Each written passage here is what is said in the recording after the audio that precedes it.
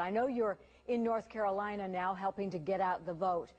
But aren't you embarrassed by the blatant attempts to register phony voters by Acorn, an organization that Barack Obama has been tied to in the past?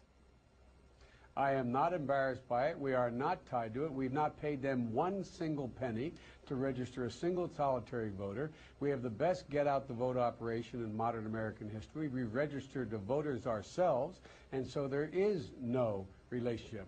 I'm embarrassed for anybody in Acorn who went out there and registered somebody who shouldn't be registered, but I'm not embarrassed because of our campaign. We haven't paid Acorn a single penny to register a single voter. But in the past, Senator Obama was a community organizer for Acorn. He was an attorney for Acorn, and certainly in the Senate, he has been a benefactor for Acorn. How has he been a benefactor for Acorn? He was this organizer. John McCain stood before Acorn not long ago, complimenting him on the great work they did. Does that make John McCain complicitous in any mistake Acorn made? Come on, let's get real here.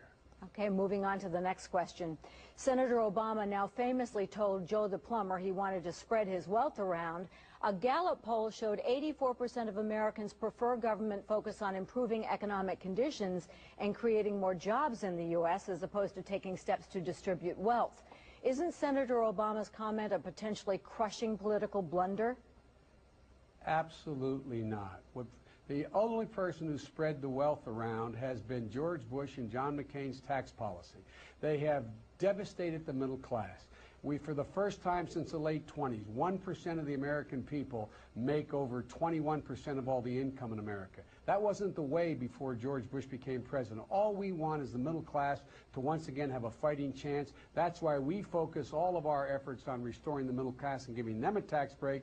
And John McCain doubles down on Bush's tax cut and adds $300 billion in new tax cuts for the largest corporations in America and the wealthiest Americans. We don't think that's the way to do it. We think give the middle class a break. That's the way to do it. You may recognize this famous quote, "From each according to his abilities, to each according to his needs." That's from Karl Marx. How is Senator Obama not being a Marxist if he intends to spread the wealth around? Are you joking? Is this a joke? No. Or is that a real question? That's a question. He is not spreading the wealth around. He's talking about giving the middle class an opportunity to get back the tax breaks they used to have.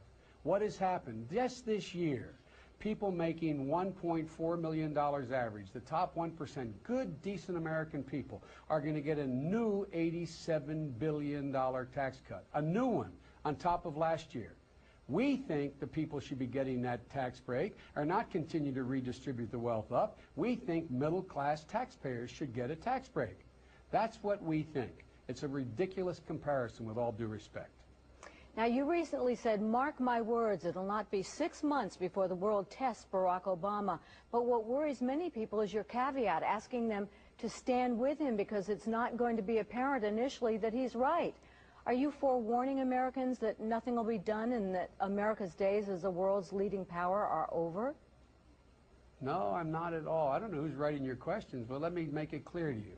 The fact of the matter is that everyone has acknowledged, from Colin Powell on, that the next president of the United States is going to be tested, whether it's John McCain or it's Barack Obama. The reason is our weakened position in the world. We're stretched thin throughout the world. Our economy's in free fall right now, and they're going to be tested. Every president is tested. And the point I was making is Barack Obama is much better prepared to handle whatever crisis it's going to be than John McCain, because John was wrong in Iraq, saying we'd be greeted as liberators, we'd be out of there, wrong in Afghanistan, saying we've already succeeded, wrong in North Korea, and saying the president shouldn't negotiate. Barack Obama's been right, John McCain's been wrong. That was my point.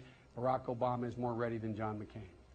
Getting back to the spreading the wealth question, what do you say to the people who are concerned that Barack Obama will want to turn America into a socialist country much like Sweden? I don't know anybody who thinks that except the far right wing of the Republican Party. Okay, Senator Biden, thank you very much.